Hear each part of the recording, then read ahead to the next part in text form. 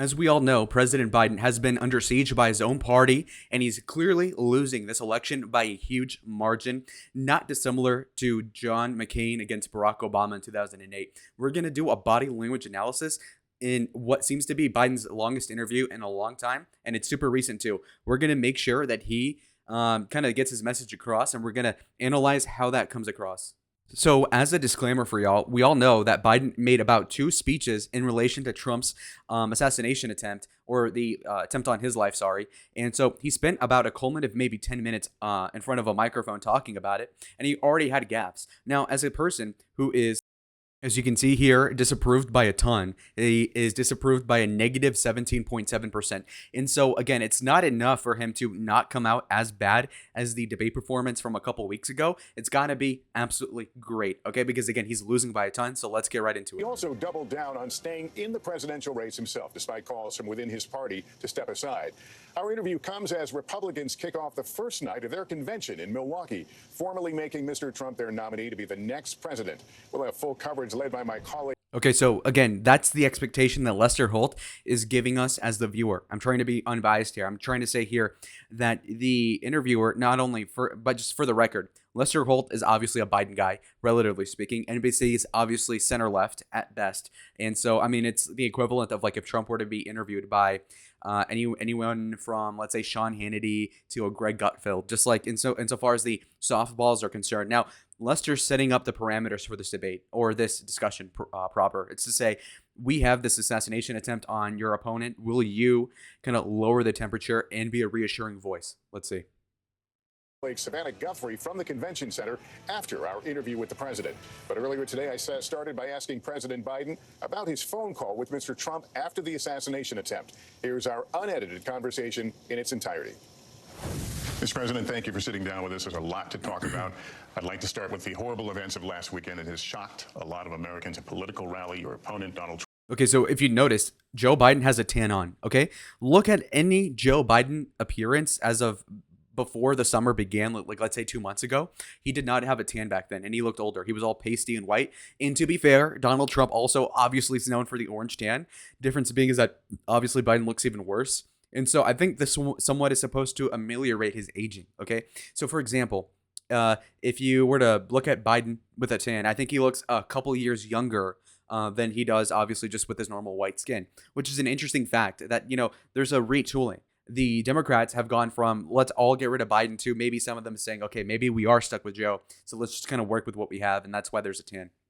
Trump shot in the middle of greeting his supporters. You spoke to Mr. Trump afterward. Can you give me a sense of that conversation? Very cordial. I told him how concerned I was and wanted to make sure I knew how he was actually doing. He sounded good. He said he was fine. And he thanked me for calling him. I told him he was literally in the prayers of Jill and me. And I hope his whole family was weathering this. You were in Delaware when this happened. What was your first reaction? My first reaction was, my God, look. Okay, the blinking is insane, guys. He's blinking about triple what you expect someone to do. And mind you, I have it on 1.25 speed because obviously he talks super slow. And so I would, if it were out of my own volition, to be playing it at double speed, and we might have to actually work up to it because this is a pretty long interview according to the time run. But yeah, so he's talking a little faster than usual, obviously. And it seems like he's on some sort of stimulant, I would assume, if he's maybe on Adderall or something like that, because he's blinking a ton, which is to say that he's not in the normal state, or he's just stressed out of his mind, which is not reassuring as a president. There's so much violence now, the way we talk about it. I mean, the whole notion that there is this, there's no place at all for violence in politics in America. None. Zero. And we've reached a point where it's become too commonplace, not assassinations, but to talk about it. For example, the January 6th, the attack on the Capitol. Lester, I got in this race early on in 2020 for the 2020 race. I wasn't going to run again because I lost my son. I didn't. Oh God, guys, I'm not trying to be a nitpicker, but like you can tell that he's like struggling to ferment a sentence or to kind of like, I don't even know how to talk. I don't even know how to respond to what he's saying. It's kind of, I don't even know how to even mock it either. It's just a certain senility there.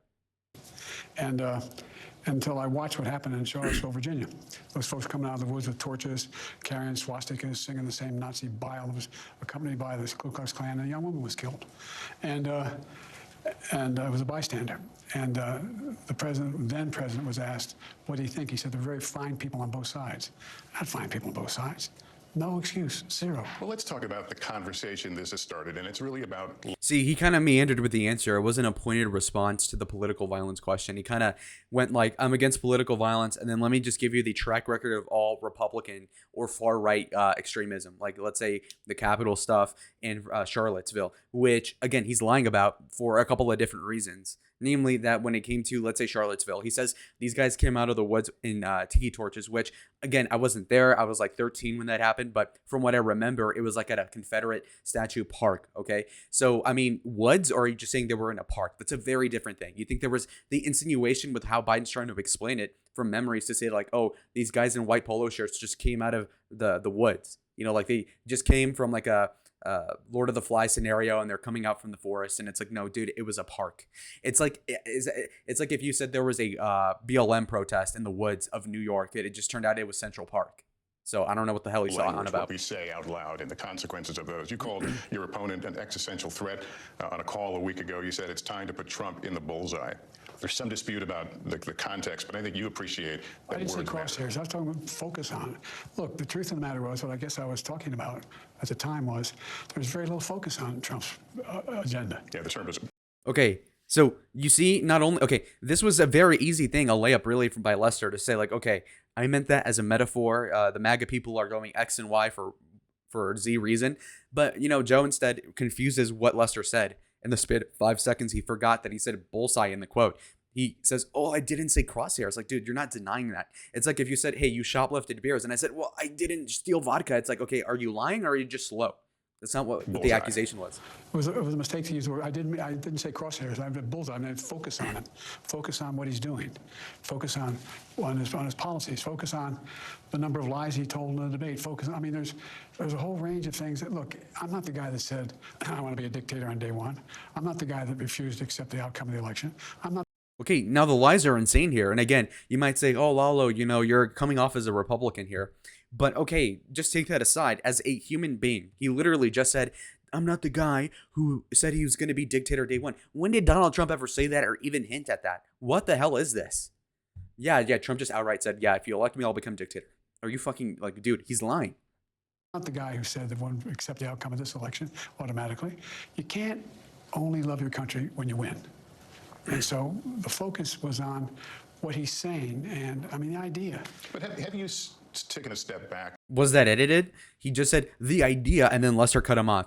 Either because of two reasons. Either Lester is a crappy interviewer and just cut off the president of the United States, or two, and this is what I think the latter, is that Lester is covering for Joe as a partisan liberal and saying, you know what, actually, I know Joe, when he says the idea, he's just rambling and he's felt it. And so I'm just going to bail him out of this. And that's probably what happened if I had to guess. Because remember, Joe Biden has a bunch of crutch phrases. What does that mean, guys? Well, it means that when he says the idea of, or the notion, or the idea that we could ever have a country, you know, like those sort of things is basically just rambling. It's rambling. It's like a politician's version of when a white girl says like, and like, that's the equivalent. And because Joe's advanced age makes it so that he keeps forgetting things, he uses these crutch words more than usual. If you watch the debate between himself and Paul Ryan 12 years ago, in 2012, he used these phrases too, but these were less frequent because he was obviously a lot more sharp when he was in his early 70s than he is now in his early 80s.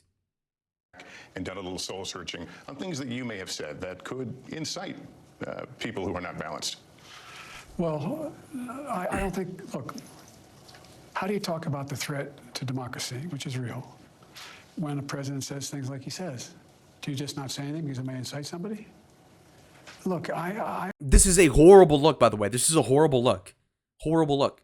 So the implication is, okay, Mr. President, you say things and people will interpret that to mean to kill Donald Trump. He said, well, what am I going to do? Not talk about the things that incite people to kill Donald Trump? And mind you, I actually agree with what Biden is saying here in principle, just that he doesn't know how stupid that sounds. Because obviously, if something's true about Trump, and somebody takes that to mean they should kill him, that's not the other person's fault.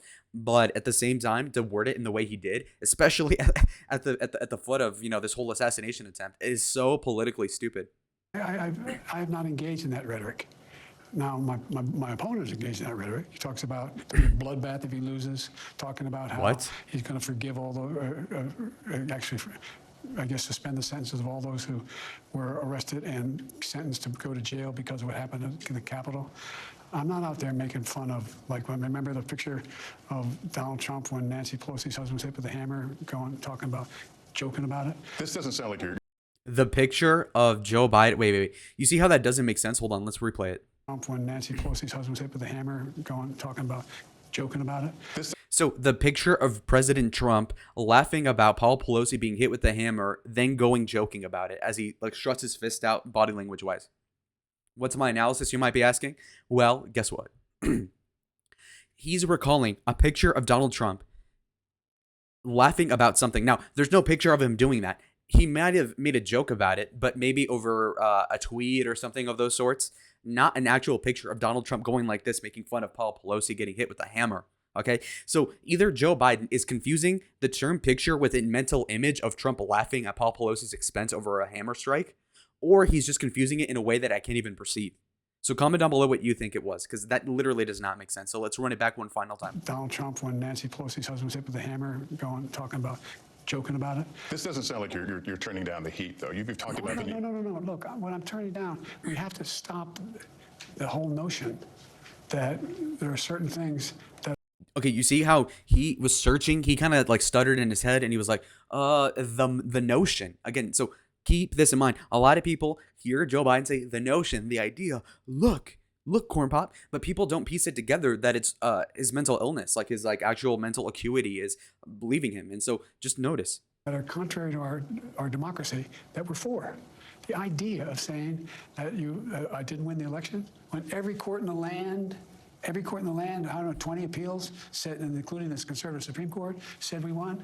The idea of having a loyalty pledge from all the folks who are in the Republican MAGA, not all Republicans, the MAGA Republicans, saying that no, we lost the election, inflaming the people to say, So what can you and what will you do? Okay. You notice how he was cut off by Lester Holt again. Lester Holt seems to be covering for him. And mind you might say, well, a couple of these questions are not softballs.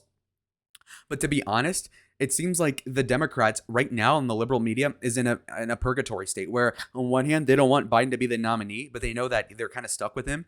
And so on one hand, they kind of want to shoot him in the foot so that he's forced to drop out of the race. But again, if they're stuck with him, then they don't want to kill him either. So they're in a very difficult position. It's kind of like if you have a stepdad that you don't like. And so you're making his life a living hell. But if he does stay with your mom, then your life also gets worse because you're living in their house. And it's kind of the analogy. They don't want Biden there, but they're kind of in this awkward position where they might give him a hard question and let him fumble that. But when it comes down to rambling, they just let him kind of off the hook. Flaming the people and say, So what? So he was talking. He was saying, I, and he was stuttering, and he was going to think of something to say, and Lester Holt just cuts him off.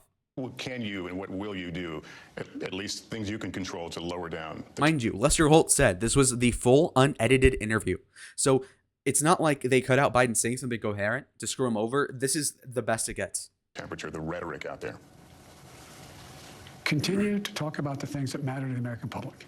It matters whether or not you accept the outcome of elections. It matters whether or not you, for example, talk about how you're going to deal with the border instead of talking about people as being vermin. And those things matter. That's the kind of language that is inflammatory.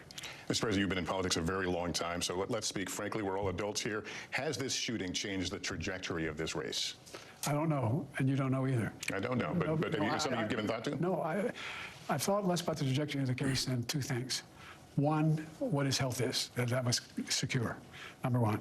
And number two, what happens from here on in terms of the kind of coverage that the president and vice president and former president and new vice president get in terms of, look, I've never seen... What the fuck? Dude, what? What the hell was that? Seriously, what the fuck? What was that? He just completely had a brain fart. Like he just you know what I mean? Like he takes all of his mental strength to form 15 seconds worth of audio together, and then using all that, he kind of leaves behind whatever the question was. So he has no idea what to circle back with. It's like if you took the you know, like you boot a computer game up and you need some of the computer power for like the Steam Deck. Okay, you need a little bit of computer power just for the Windows system to operate. But Joe Biden is like a computer that dedicates all his RAM and CPU towards playing Minecraft to the point that like when you exit the game, it just crashes the computer. And it's like, dude, what the hell is he even talking about?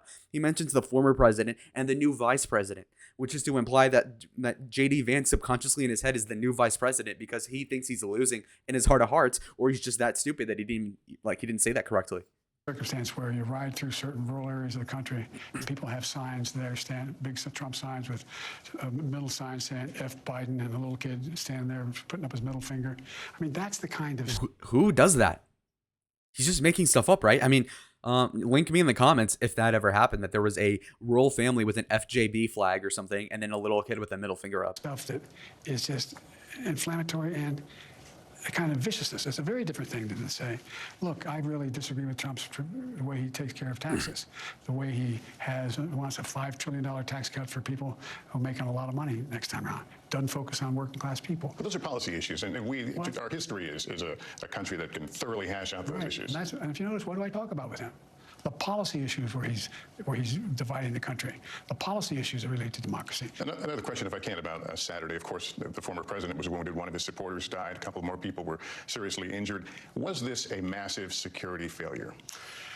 I have had 2 meetings in the Situation Room with all the intelligence communities of FBI, Secret Service, et cetera, and I've asked for a totally independent analysis, and we'll see what happens when that comes back. Do you have confidence in the Secret Service? Do you feel safe? I feel safe with the Secret Service, but look, and you saw, what we did see was the Secret Service who responded risked their lives in responding. They're ready to give their lives to the president. The question is, should they have anticipated what happened?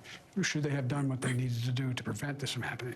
That's a question, that's an open question. Is it acceptable that you have still not heard, at least publicly, from the Secret Service director? Oh, I've heard from them. But have you heard from her publicly? So far, it's been a mediocre answer to the question about the Secret Service. I mean, he's screwed either way because clearly they did not do their job at best. If not, it was an inside job. But the point being is, like, they clearly fumbled this. But watch what happens here. Secret Service director? Oh, I've heard from them. He said, have you heard from the Secret Service director, who's a woman, by the way? A woman. He says, yeah, I've heard from him. As in, like, a guy. So either Biden is lying, and he also doesn't even know who the Secret Service director is offhand because he's senile, or I can't even explain it. I don't know what the fuck else unless he meant to say her, but whoever confuses that pronoun, I don't get it. But have you heard from her publicly? Publicly, I've sat down in a Situation Room downstairs. The Secret Service, the FBI, the national security agencies, the Homeland Security, all the major elements. And there's 2 pieces of this too. And it's not an excuse, it's just an explanation. There's a major piece of this relates to domestic, local law enforcement. They play a large role. And so there's a different I'm not saying they weren't competent either. I'm just saying it's a complicated process. And what has changed, by the way, Lester, is, you know me, I like to meet people. I like to walk out, shake hands, move, look at people in the eyes, see what they're thinking. It's really curtailed that ability on my part and everybody's part. And so, because there's a heightened notion that when you say there's nothing wrong with going to the Capitol, breaking in, threatening people. What? A couple cops dying. What? Putting up a noose, a gallows for the former vice president. And somehow and then you say you're going to forgive people for that? You're going to pardon them? The fuck does that have to do with anything? Normal response? That is not. I have my entire career voted against and railed against and moved against the idea of violence is never appropriate. Never, never, never, never, never in politics. All right, I want to ask you about some other developing news today, if I can. Judge Cannon dismissed the documents cases you may have heard in Mar-a-Lago. I'm going to speed it up to 1.5 speed, basically, because it's can I taking first too get your long. reaction to that? I'm not surprised. It comes from the immunity decision the Supreme Court ruled on, and Clarence Thomas, in his dissent, said that independent prosecutors appointed by the Attorney General aren't legit. That's the basis on which this judge moved to dismiss. And but I had an independent prosecutor look at me. They spent months on my going through, and I was totally cooperative in and out of my house. And there were, I don't know, the last time in, there were like 10, 12 agents in my house for 9 hours on a company, going through every single thing I had. That's appropriate. And they looked at me and concluded I didn't do a damn thing wrong. But my generic point is that it's... That's not even true. It basically boiled down that he was too old to stand trial or some shit. He's lying. He's lying. Well, the basis upon which the case Ooh, he just stopped for like 3 seconds. What the fuck? was thrown out, I find specious because I don't agree with Clarence Thomas' dissent and nor the Supreme Court decision on immunity. In light of this decision, the delay in the Georgia case, the Supreme Court decision on immunity, which you referenced, the former president has seen a series of legal wins recently. You've actively campaigned on his legal woes. Can you do anything like that anymore? Well, sure, I can talk about what I think is appropriate. What I think is appropriate. I think the Supreme Court made a terrible decision. I think the justices he appointed have, in fact, been the most conservative. And I would argue, if you survey constitutional scholarship, they seem out of touch with what the founders intended.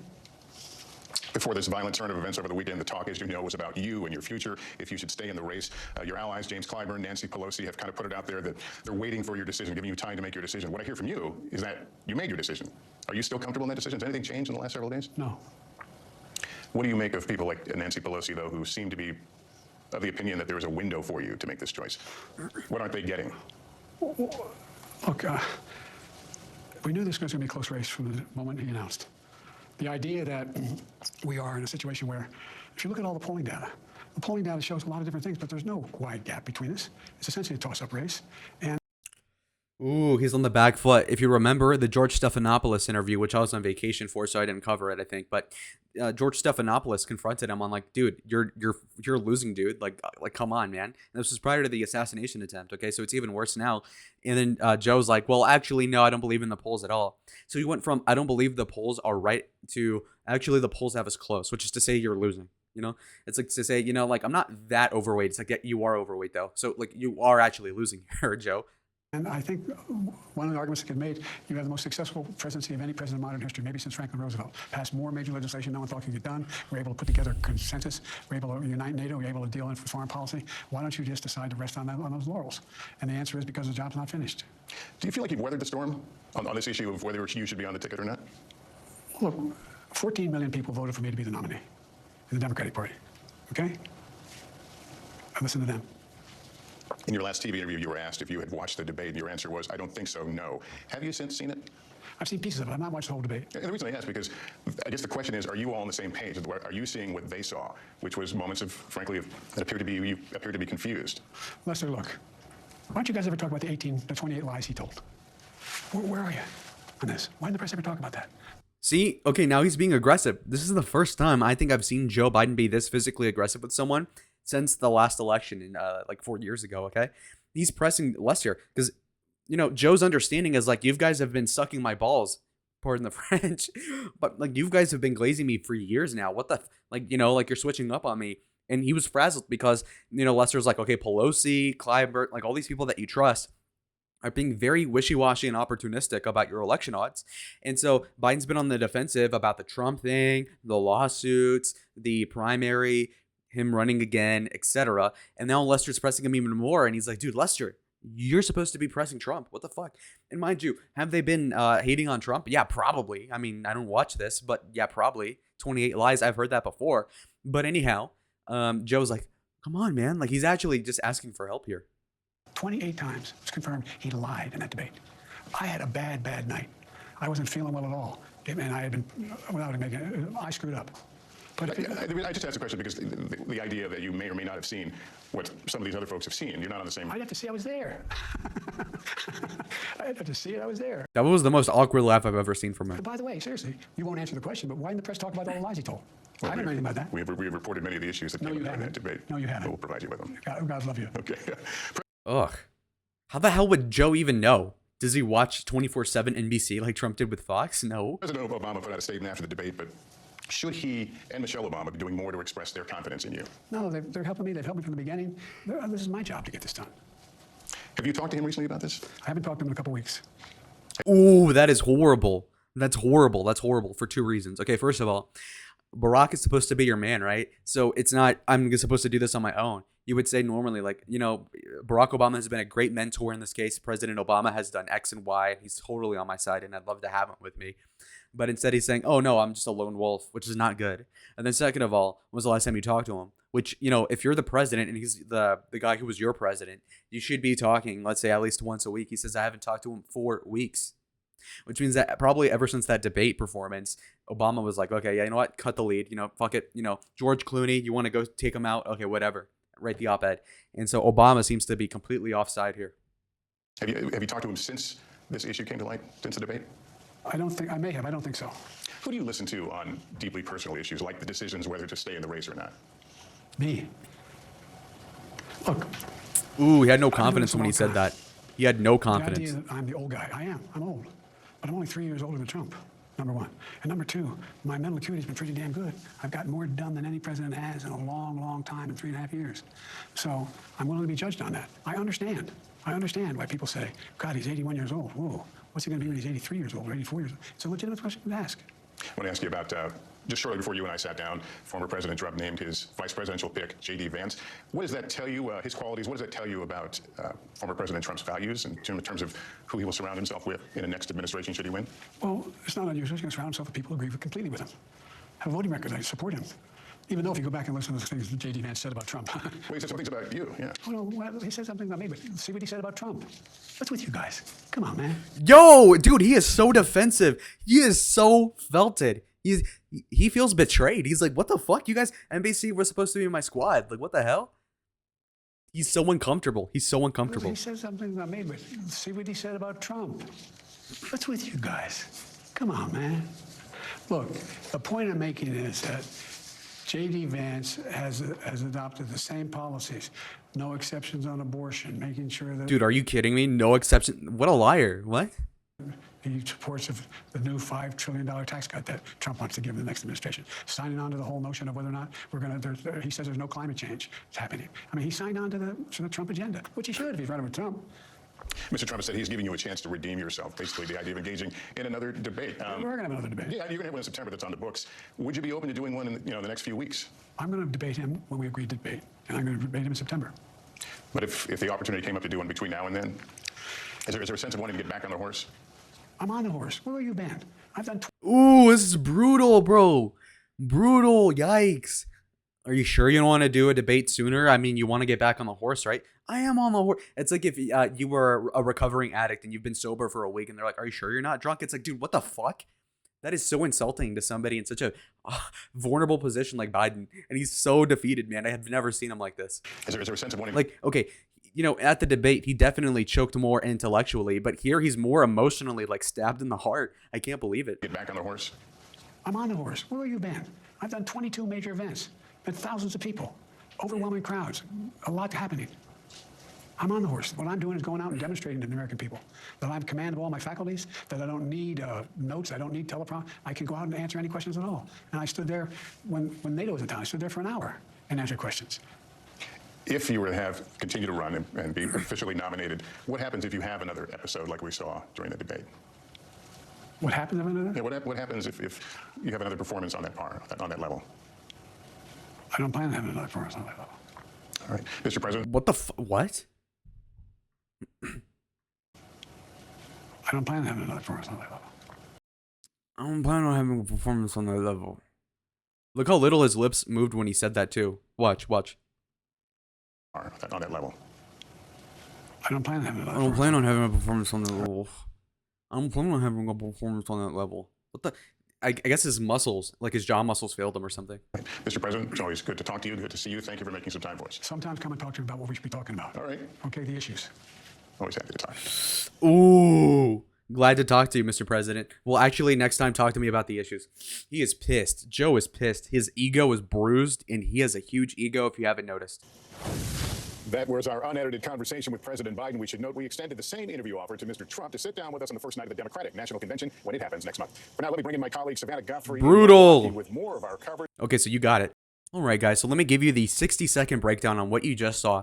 Joe Biden somehow failed the low bar that we all had for him. Again, it's just to say, like, can you do something at all? And mind you, he's already losing by record numbers to Donald Trump. So he actually needs to perform like, Game 7 Michael Jordan, but he just isn't even close to that now. And so the race seems to be pretty much all but over. Joe Biden, maybe he wasn't mentally as bad as the debate performance last month, but he certainly has an emotional issue where now his ego is shot, because not only does he not have the backing of the Democrats, but he doesn't have the backing over people that he's trusted for decades. He looks at Lester Holt and says, next time interview me about the issues, which is innuendo for next time don't bust my balls in public. So he took this interview hoping to like regain some ground, and he totally did not achieve that. This hurts his record 110%. Joe Biden, Amber Hearded the bed, so to speak. So if you like that analysis, like the video, comment down below any other suggestions you have, and I will certainly see you on the next one. Adios.